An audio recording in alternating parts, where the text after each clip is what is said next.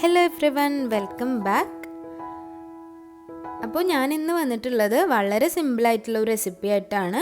അപ്പോൾ ഈ സമയത്ത് ഒരുപാട് ആൾക്കാർ പാൽപ്പൊടിയൊക്കെ വെച്ചിട്ട് ചായ ഉണ്ടാക്കുന്നവരുണ്ടാവും. അപ്പോൾ അവർക്കൊക്കെ വേണ്ടിയിട്ടുള്ള റെസിപ്പിയാണ്. പാൽപ്പൊടി വെച്ചിട്ട് സാധാരണ നമ്മൾ പാലൊക്കെ വെച്ചിട്ട് ഉണ്ടാക്കുന്നത് പോലെ തന്നെയുള്ള ചായ എങ്ങനെയാണ് ഉണ്ടാക്കുക എന്നാണ് കേട്ടോ ഈ വീഡിയോ പറയുന്നത്. അപ്പോൾ അതെങ്ങനെയാണെന്ന് നോക്കാം. അപ്പോൾ ചായ ഉണ്ടാക്കാൻ വേണ്ടി ഈ ഒരു അളവിലുള്ള ഗ്ലാസ്സിൽ ഒരു 3.5 ഗ്ലാസ് വെള്ളമാണ് ഞാൻ എടുത്തിട്ടുള്ളത്.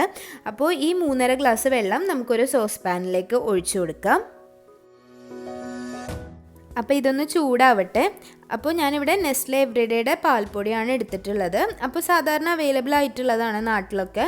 നമുക്കപ്പോൾ ഇതിലേക്ക് ഒരു 4.5 ടേബിൾ സ്പൂൺ അളവിൽ പാൽപ്പൊടി ഒരു ഗ്ലാസ്സിലേക്ക് ഇട്ട് കൊടുക്കാം. അതിലേക്ക് നല്ല ചൂടായിട്ടുള്ള 1/2 ഗ്ലാസ് വെള്ളം ഇതിലേക്ക് ഒഴിച്ചു കൊടുക്കാം. നമ്മൾ തിളപ്പിക്കാൻ വെച്ചിട്ടുള്ള വെള്ളത്തിൽ നിന്ന് തന്നെയാണ് 1/2 ഗ്ലാസ് വെള്ളം ഇതിലേക്ക് ഒഴിച്ചു കൊടുക്കേണ്ടത്. എന്നിട്ട് അത് നല്ലോണം ഒന്ന് കട്ടയൊന്നും ഇല്ലാതെ നല്ലോണം ഒന്ന് മിക്സ് ചെയ്തെടുക്കുക. അതായത് 3 ഗ്ലാസ് വെള്ളത്തിന് ഞാൻ 4.5 ടേബിൾ സ്പൂൺ അളവിൽ പാൽപ്പൊടിയാണ് എടുത്തിട്ടുള്ളത്. അതായത് 1 ഗ്ലാസ് വെള്ളത്തിന് 1.5 ടേബിൾ സ്പൂൺ അളവിലാണ് പാൽപ്പൊടി എടുത്തിട്ടുള്ളത്. ഒരുപാട് എടുക്കണ്ട.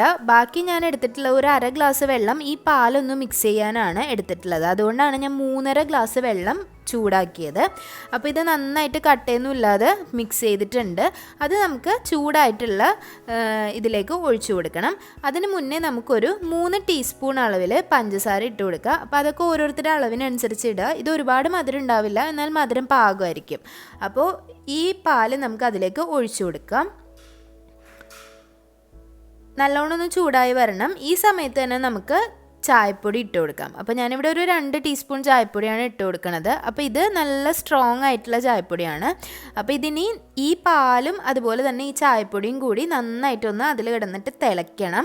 അപ്പോൾ ഈ സമയത്ത് ചായപ്പൊടി ഇടുന്നതിൻ്റെ ഗുണം എന്താണെന്ന് വെച്ചാൽ ഈ ഒരു പാലും അതുപോലെ ആ വെള്ളത്തിൽ കിടന്നിട്ട് ആ ചായപ്പൊടി നന്നായിട്ട് വെന്ത് കിട്ടും.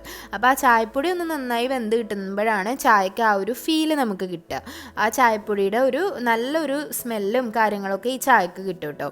അതുപോലെ തന്നെ പാൽപ്പൊടി കുറവിട്ടതുകൊണ്ട് തന്നെ പാൽപ്പൊടിയുടെ ചുവ ഒരുപാട് അങ്ങ് മുന്തി നിൽക്കില്ല.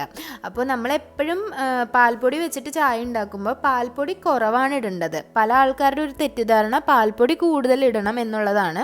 എന്നാലേ ഒരു കട്ടി ഉണ്ടാവുള്ളൂ എന്ന് തോന്നും. പക്ഷെ അങ്ങനെയല്ല. പാൽപ്പൊടി കുറച്ചിട്ടിട്ട് ചായ ഉണ്ടാക്കി കഴിഞ്ഞാൽ നമ്മുടെ സാധാരണ പാൽ ചായ നമ്മൾ കുടിക്കില്ലേ, പാല് വെച്ചിട്ടുള്ള അതേ ടേസ്റ്റിൽ തന്നെ കിട്ടും കേട്ടോ. അപ്പോൾ ചായ ഇവിടെ നന്നായിട്ട് തിളച്ചിട്ടുണ്ട്. തിളച്ചതിന് ശേഷം അതൊന്ന് ഞാനൊന്ന് അരിച്ചെടുക്കുകയാണ്. അരിച്ചെടുത്തതിന് ശേഷം ഒരു 2 തവണ കൂടി ഒന്ന് അടിച്ചെടുത്താൽ നല്ല ടേസ്റ്റിൽ ചായ കിട്ടും. സാധാരണ നമ്മൾ പാല് വെച്ചുണ്ടാക്കുന്ന പോലെ തന്നെ നമുക്ക് ഈ ചായ ഉണ്ടാക്കിയെടുക്കാം. അപ്പോൾ ഈ ഒരു അളവൊന്ന് ശ്രദ്ധിക്കുക. അതുപോലെ തന്നെ നല്ല ടേസ്റ്റാണ്. ടേസ്റ്റ് വ്യത്യാസമൊന്നും ഇല്ല കേട്ടോ. അപ്പോൾ ഈ സമയത്തൊക്കെ ഒരുപാട് ആൾക്കാർക്ക് പാലൊക്കെ വാങ്ങാൻ പോകാനൊക്കെ പാടല്ലേ. അപ്പോൾ പലരും പാൽപ്പൊടികളൊക്കെ വാങ്ങി വെച്ചിട്ടുണ്ട്. അപ്പോൾ കുറച്ച് പേര് എന്നോട് റിക്വസ്റ്റും ചെയ്തിട്ടുണ്ടായിരുന്നു ഇങ്ങനൊരു റെസിപ്പി. അപ്പോൾ എല്ലാവരും ട്രൈ ചെയ്ത് നോക്കുക.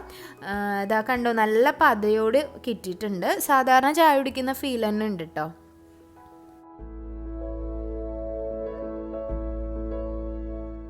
അപ്പോൾ ഇത് ചിലപ്പോൾ ഒരുപാട് ആൾക്കാർക്ക് അറിയുന്നതായിരിക്കും, പക്ഷെ അറിയാത്തവർക്ക് വേണ്ടിയിട്ടുള്ള ഒരു റെസിപ്പിയാണ്. 1-2 പേര് പറഞ്ഞത് കൊണ്ട്.